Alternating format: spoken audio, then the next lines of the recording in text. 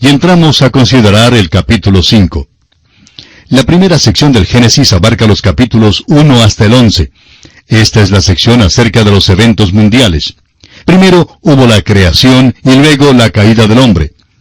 Ahora llegamos a la sección que tiene que ver con el diluvio y que incluye los capítulos 5 hasta el 9. El capítulo 5 nos informa sobre las circunstancias que rodeaban al diluvio. Este capítulo nos da el libro de las generaciones desde Adán hasta Set. Este es uno de los capítulos más tristes de la Biblia. Es algo desalentador y desesperanzado. La razón simplemente se debe a que es como dar una caminata por el cementerio. Es como leer los nombres escritos sobre las lápidas. Ellos nacieron, vivieron y murieron. Dios había dicho que en el día que Adán comiera del fruto del árbol de la ciencia del bien y del mal, moriría. Y encontramos aquí que todos los que fueron hijos de Adán murieron. El apóstol Pablo, en su primera carta a los Corintios capítulo 15, versículo 22, dice que en Adán todos mueren. Ahora los versículos 1 y 2 de Génesis capítulo 5 dicen: Este es el libro de las generaciones de Adán. El día en que creó Dios al hombre, a semejanza de Dios lo hizo. Varón y hembra los creó. Y los bendijo, y llamó el nombre de ellos Adán, el día en que fueron creados. Dios llamó el nombre de ellos Adán. Eva es la otra mitad de él. Luego tenemos la expresión extraña, el libro de las generaciones de Adán. Veremos que el Nuevo Testamento principia con el libro de la genealogía de Jesucristo. Existen estos dos libros. Y esto nos hace recordar que ya hemos visto dos líneas, dos simientes, las cuales son contrarias la una a la otra.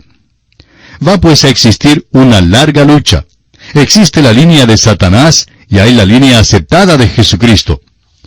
Nos dicen estos versículos que la línea que vamos a seguir aquí es la línea de Adán que corre hasta la segunda epístola a Timoteo. El versículo 3 de Génesis 5 dice: Y vivió Adán 130 años, y engendró un hijo a su semejanza, conforme a su imagen, y llamó su nombre Set. Cuando Adán llegó a tener los 130 años, ¿cuál era su edad en realidad? Cuando Dios creó a Adán, ¿lo creó de 30 años? ¿O quizá de 15? ¿Tal vez de 45 años? Bueno, no lo sabemos, y cualquier cosa que dijéramos a este respecto sería pura especulación. Lo que sí sabemos es que lo creó ya un hombre adulto. Ahora, ¿cuál era en realidad su edad? Bueno, eso da la respuesta a muchas preguntas en cuanto a la edad de la Tierra. Alguien dice que algunas de nuestras rocas tienen billones de años. Es probable que no sepamos. Quizá cuando Dios lo creó ya de billones de años. Claro que bien pudo haberlo hecho. Pero lo que sí se dice aquí es que cuando Adán había estado aquí en la tierra por 130 años, le nació un hijo. Notemos que el hijo fue conforme a su imagen. Adán había sido creado a la imagen de Dios, pero el hijo de Adán fue nacido a la imagen de Adán, y llamó su nombre Set. Comenzamos ahora nuestro paseo por el cementerio. Adán engendró hijos e hijas, pero ¿qué le pasó a Adán? Leamos el versículo 5 del capítulo 5 de Génesis. Y fueron todos los días que vivió Adán 930 años, y murió. Bueno, esto fue lo que le pasó. Murió. Consideremos ahora la genealogía de los hijos de Set hasta Enoc. ¿Qué le sucedió a Set en el versículo 8? Leamos. Y fueron todos los días de Set 912 años, y murió. Set, pues, murió. Le nació un hijo que fue llamado Enós. Ahora, ¿qué es lo que le sucedió a Enós en el versículo 11? Murió. Pero él también tuvo un hijo, y su nombre fue Cainán. En el versículo 14 encontramos que Cainán murió también, pero que a él le nació un hijo llamado Maalaleel. Y en el versículo 17 leemos que él también murió. El hijo de Maalaleel fue Jared, y en el versículo 20 hallamos que él también murió. Veamos ahora la historia conmovedora de Enoc. Jared tuvo un hijo llamado Enoc. Leamos el versículo 21 de este capítulo 5. Dice así: Vivió Enoc 65 años, y engendró a Matusalén. Ahora, ¿murió él? No, él no murió. Aquí encontramos algo muy consolador en este capítulo tan desesperanzado. Los versículos 22 al 24 nos dicen: Y caminó Enoc con Dios después que engendró a Matusalén 300 años, y engendró hijos e hijas. Y fueron todos los días de Enoc 365 años. Caminó pues Enoc con Dios, y desapareció porque le llevó Dios. Amigo oyente, esta es una cosa muy notable, que en medio de tanta mortandad, de tanta muerte, Dios se lleva a un solo hombre de esta tierra. Dice allí, caminó con Dios. Eso es muy admirable. Veremos en el próximo capítulo que la Escritura dice lo mismo en cuanto a Noé. Aquí están estos dos hombres que caminaban con Dios, Enoc y Noé. Estos fueron hombres que vivieron antes del diluvio, los que llamamos antidiluvianos. Es interesante que en el Antiguo Testamento hay solo dos hombres que no murieron. Enoc es uno y Elías es el otro. Enoc se singulariza como uno de los pocos hombres antes del diluvio de los cuales sabemos algo. No tenemos ningún dato de la mayor parte de aquellos hombres, pero se nos dice que Enoc no murió, sino que Dios lo llevó, es decir, fue traspuesto. Ahora, ¿qué quiere decir eso? En el trabajo de traducción o traslación, como también lo registra el diccionario, una palabra se lleva de un idioma y se introduce en otro idioma con el sentido igual. Del mismo modo, Enoc fue llevado de esta tierra, fue trasladado, tuvo que deshacerse de su cuerpo. Permaneció el mismo individuo exactamente como en el caso de la palabra. Debe quedar con el mismo sentido. Pero llegó a ser un individuo diferente porque fue llevado a los cielos. Enoc fue trasladado. Este hombre Enoc vivió por 65 años antes de que naciera Matusalén. No nos informa este pasaje cómo vivió durante aquellos años, pero sabemos que después del nacimiento de su hijo Matusalén, caminó con Dios. No sabemos lo que Enoc hacía durante aquellos años, y es posible que ni él lo supiera. Pero sí sabemos que si un niño pequeño no nos lleva más cerca de Dios, entonces seremos insensibles a una manera mayor en que Dios pueda llamarnos.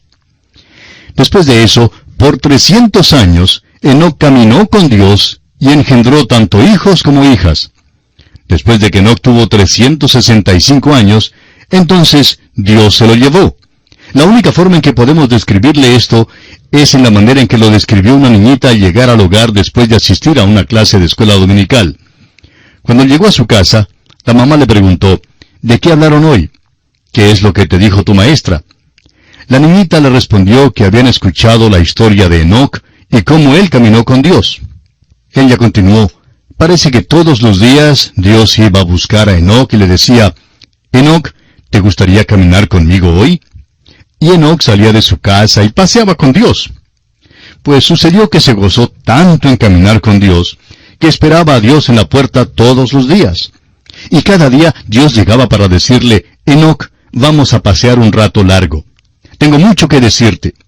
Por tanto, caminaban, y por fin Enoc dijo, pues se está haciendo tarde, tengo que regresar a mi casa.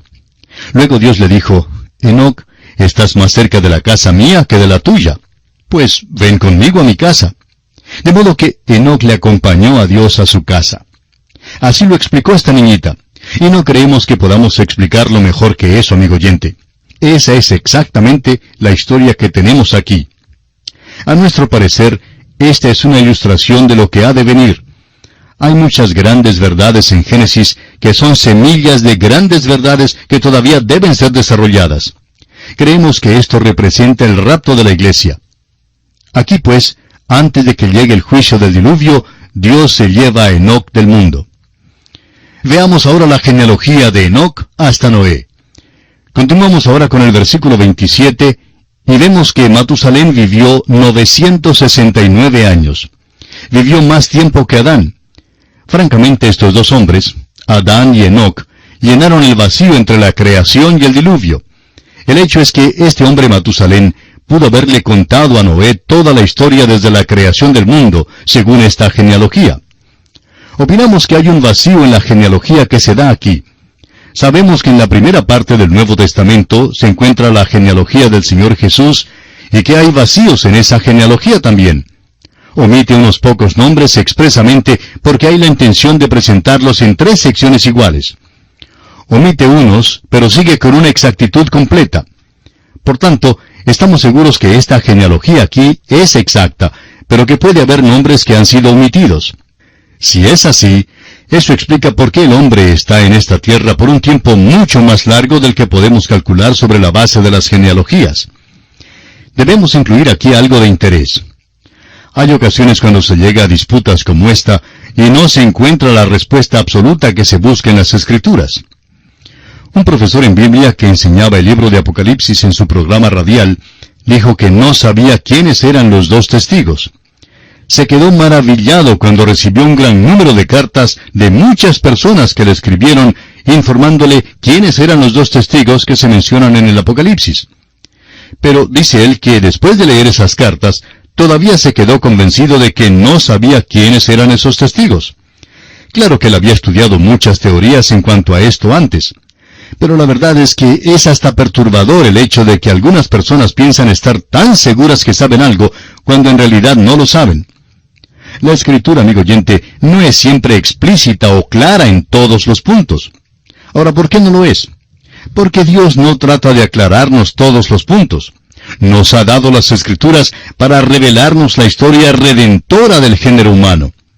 El nombre de Matusalén significa enviado.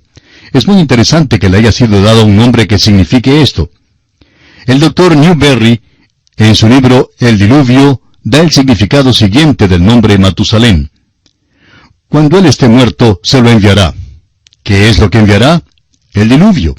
Mientras que viviera Matusalén, no pudo llegar el diluvio. Es algo muy interesante que si se calcula la cronología como se anota aquí, el año en que murió Matusalén es el mismo año en que llegó el diluvio. Cuando él esté muerto, se lo enviará. ¿Por qué, pues, vivió más años que cualquier otro hombre?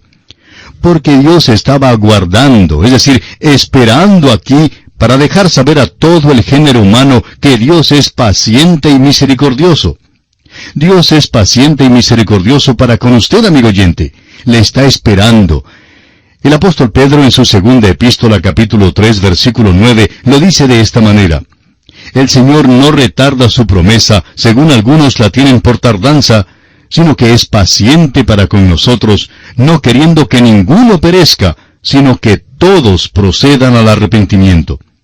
Pedro explica también que Dios era paciente antes del diluvio. El mismo apóstol dice en su primera epístola, capítulo 3, versículo 20, los que en otro tiempo desobedecieron, cuando una vez esperaba la paciencia de Dios en los días de Noé, mientras se preparaba el arca, en la cual pocas personas, es decir, 8, fueron salvadas por agua. En la consideración de esta genealogía de Enoc a Noé, Lamec se menciona. Luego murió. También tuvo un hijo que se llamaba Noé. Ahora el versículo 32, el último versículo del capítulo 5, dice, y siendo Noé de 500 años, engendró a Sem, a Cam y a Jafet. Es asombroso que los hombres sigan a ciegas creyendo en una teoría. Hay una teoría popular en el mundo de hoy, y es que la naturaleza humana por modo ingénito es buena y que se la puede perfeccionar. Esa es la base del programa que se divulga hoy en día. Si podemos simplemente mejorar el ambiente del hombre y su herencia, luego realmente podemos mejorar al hombre. Hay filosofías ateas que buscan mejorar al hombre. Hay quienes enseñan que el hombre puede ayudar a obtener la salvación. El modernismo dice que el hombre se puede salvar a sí mismo. En otras palabras, la salvación llega a ser un tipo de equipo para hacerlo usted mismo. Y luego, una de las sectas nos dicen que la naturaleza humana es totalmente buena y que no hay tal cosa como pecado. Ahora, ¿qué dice Dios tocante al hombre? Dios dice que el hombre es totalmente depravado, totalmente malo. Esa es la condición de todos nosotros. El apóstol Pablo en su carta a los Romanos capítulo 3 versículo 10 lo declara de esta manera. Como está escrito, no hay justo ni aun uno. Esa es la consideración de la palabra de Dios. Amigo oyente, si usted acepta la palabra de Dios, tendrá una concepción más verídica de la vida de nuestros días que no puede conseguir a través de otras teorías. Vemos aquí al género humano y seguimos la genealogía de la línea divina. ¿A dónde nos conducirá? ¿Va a conducirnos al milenio aquí sobre la tierra? ¿Va a llegar a los campos elíseos y establecer una utopía? Por supuesto que no. El próximo capítulo nos dice que vino el diluvio sobre la tierra, y el diluvio fue un juicio de Dios. En nuestro próximo programa veremos que hubo un motivo para enviar el diluvio. Será pues, hasta entonces, es nuestra oración que Dios le bendiga en gran manera.